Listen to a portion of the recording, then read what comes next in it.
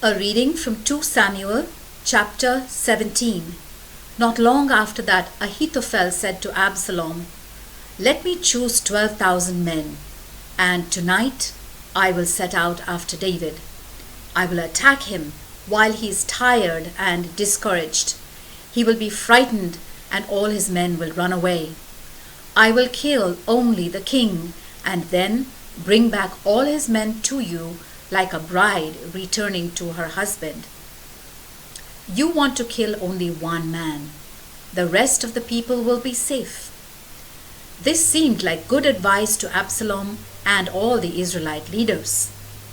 Absalom said, "Now call Hushai and let us hear what he has to say." When Hushai arrived, Absalom said to him, "This is the advice that Ahithophel has given us. Shall we follow it? If not, you tell us what to do." Hushai answered, "The advice Ahithophel gave you this time is no good. You know that your father David and all his men are hard fighters and that they are as fierce as a mother bear robbed of her cubs.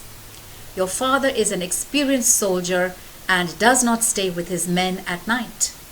Right now, he is probably hiding in a cave or some other place. As soon as David attacks your men, whoever hears about it will say that your men have been defeated. Then, even the bravest men, as fearless as lions, will be afraid because everyone in Israel knows that your father is a great soldier and that his men are hard fighters. My advice is that you bring all the Israelites together from one end of the country to the other, as many as the grains of sand on the seashore, and that you lead them personally in battle. We will find David wherever he is and attack him before he knows what's happening. Neither he nor any of his men will survive. If he retreats into a city, our people will all bring ropes and just pull the city into the valley below. Not a single stone will be left there on top of the hill."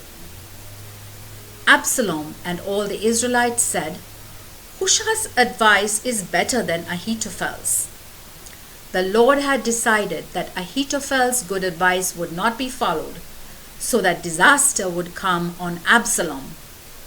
Then Hushai told the priests Zadok and Abiathar what advice he had given to Absalom and the Israelite leaders and what advice Ahithophel had given. Hushai added, "Quick now, send a message to David not to spend the night at the river crossings in the wilderness, but to cross the Jordan at once so that he and his men won't all be caught and killed. Abiathar's son Jonathan and Zadok's son Ahimaaz were waiting at the spring of Enrogel on the outskirts of Jerusalem because they did not dare be seen entering the city." A servant woman would regularly go and tell them what was happening, and then they would go and tell King David. But one day a boy happened to see them, and he told Absalom. So they hurried off to hide in the house of a certain man in Bahurim. He had a well near his house, and they got down in it. The man's wife took a covering, spread it over the opening of the well, and scattered grain over it so that no one would notice anything. Absalom's officials came to the house and asked the woman, "Where are Ahimaaz and Jonathan?" "They crossed the river," she answered. The men looked for them but could not find them, and so they returned to Jerusalem. After they left, Ahimaaz and Jonathan came up out of the well and went and reported to King David. They told him what Ahithophel had planned against him and said, "Hurry up and cross the river."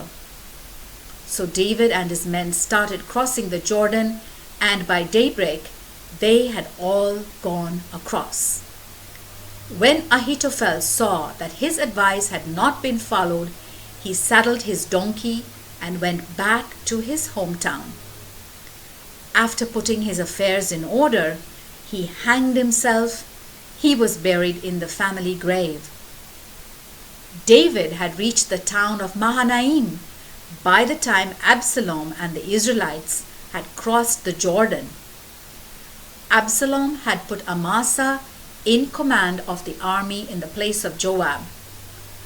Amasa was the son of Jether the Ishmaelite. His mother was Abigail, the daughter of Nahash, and the sister of Joab's mother Zeruiah. Absalom and his men camped in the land of Gilead.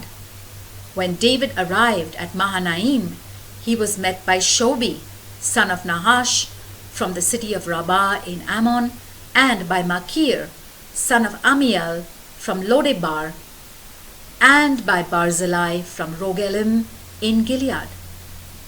They brought bowls, clay pots, and bedding, and also food for David and his men: wheat, barley, meal, roasted grain, beans, peas, honey, cheese, cream, and some sheep. They knew that David and his men would get hungry, thirsty, and tired in the wilderness. The word of the Lord.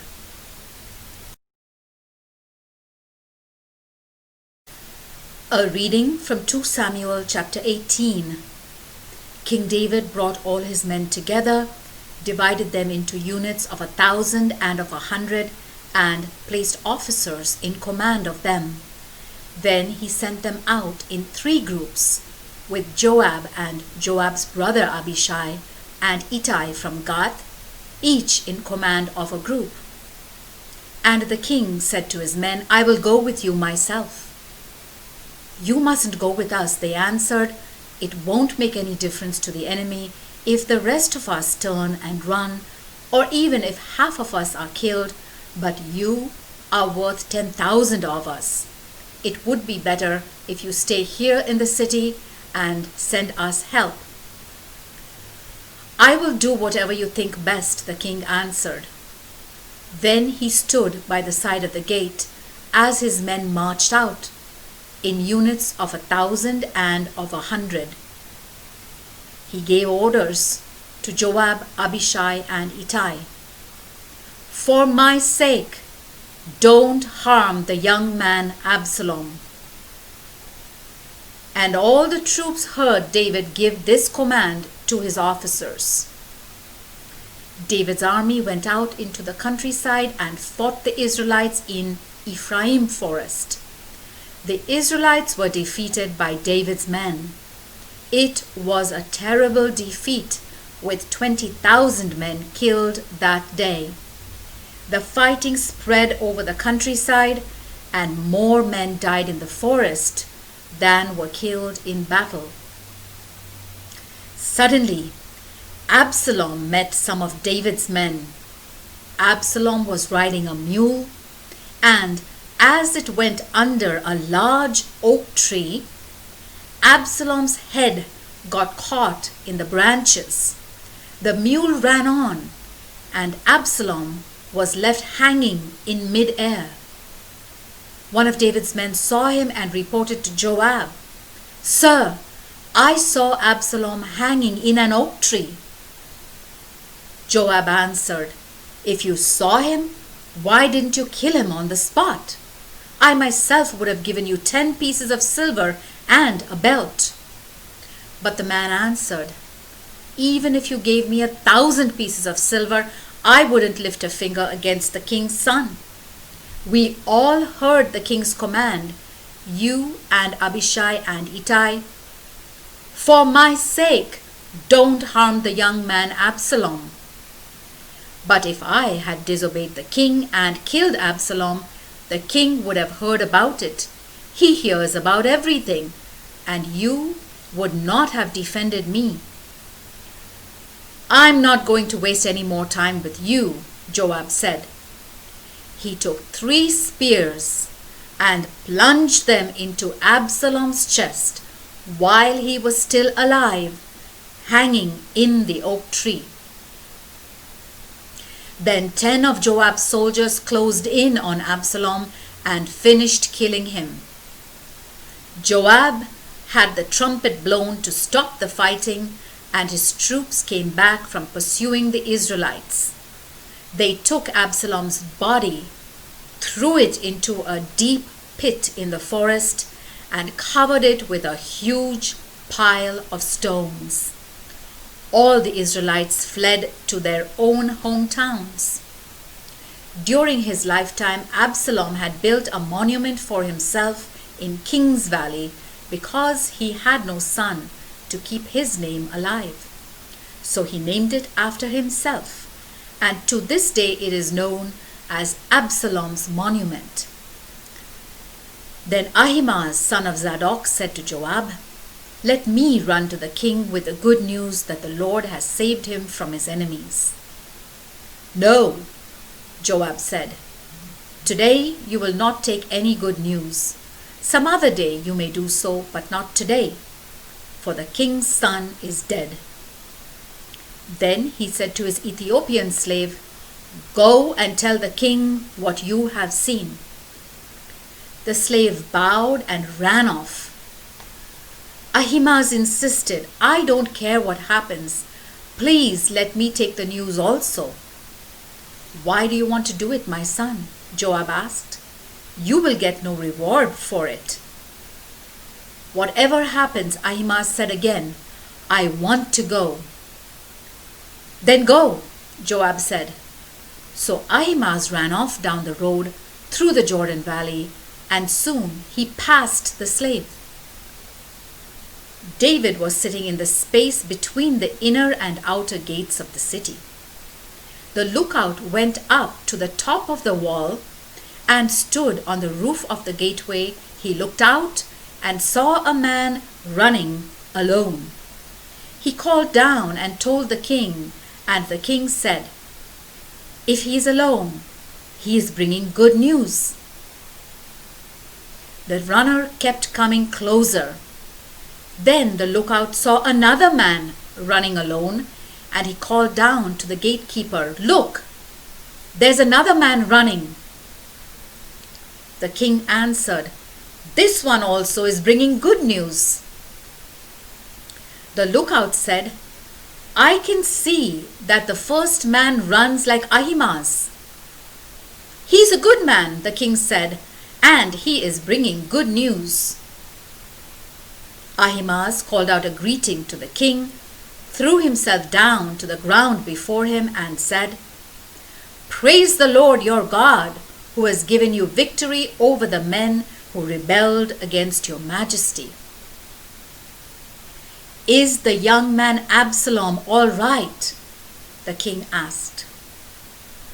Ahimaaz answered, "Sir, when your officer Joab sent me, I saw a great commotion, but I couldn't tell what it was." "Stand over there," the king told him, and he went over and stood there. Then the Ethiopian slave arrived and said to the king, "I have good news for your majesty. Today the Lord has given you victory over all who rebelled against you." "Is the young man Absalom all right?" the king asked. The slave answered, "I wish that what has happened to him would happen to all your enemies, sir, and to all who rebel against you." The king was overcome with grief. He went up to the room over the gateway and wept. As he went, he cried, "Oh, my son Absalom! Absalom, my son! If only I had died in your place, my son! Absalom, my son!" The word of the Lord.